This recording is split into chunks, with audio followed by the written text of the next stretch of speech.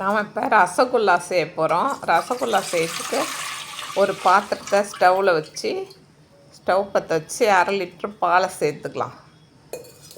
சேர்த்து நல்லா காய வச்சுக்கணும். அது கூட ஒரு 1/2 எலுமிச்சம்பழம் விதையை நீக்கிட்டு நல்லா புழிஞ்சி விட்டுக்கணும். புழிஞ்சி விட்டு நல்லா ஒரு கரண்டியால் நல்லா கலந்து விட்டுக்கணும். கட்டி கட்டியாக வருது பாருங்கள், இந்த மாதிரி கட்டி கட்டியாக வரணும்.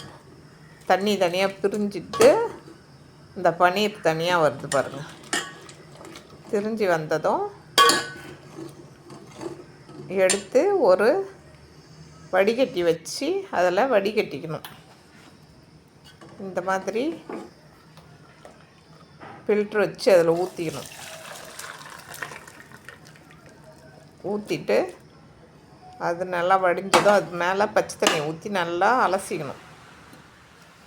நாம் ஒரு துணியில் போட்டு நல்லா வடிகட்டி 2 மணி நேரம் நல்லா துணியில் தொங்க விட்டு தண்ணியெல்லாம் வடிஞ்ச உடனே அந்த பன்னீரை எடுத்து நல்லா நைஸாக பிசைஞ்சிக்கணும். நல்லா பிசையணும், சாஃப்டாக பிசைஞ்சு எடுத்துக்கணும்.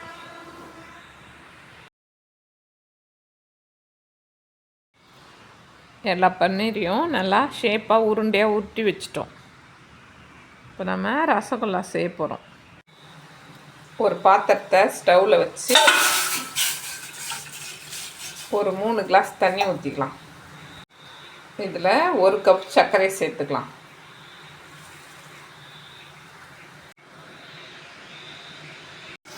தண்ணி நல்லா கொதிச்சு வரும்போது ஒவ்வொரு பாக்ஸாக எடுத்து அந்த தண்ணியில் போட்டுக்கலாம்.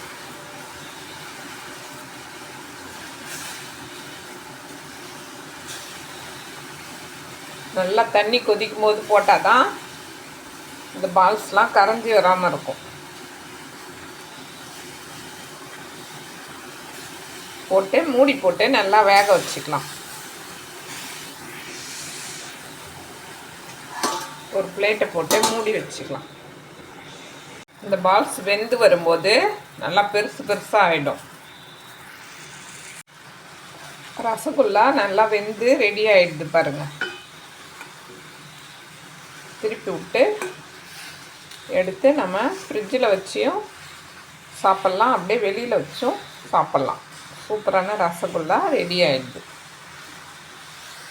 சுட சுட சூப்பரான ரசகுல்லா ரெடி ஆகிடுது பாருங்கள்.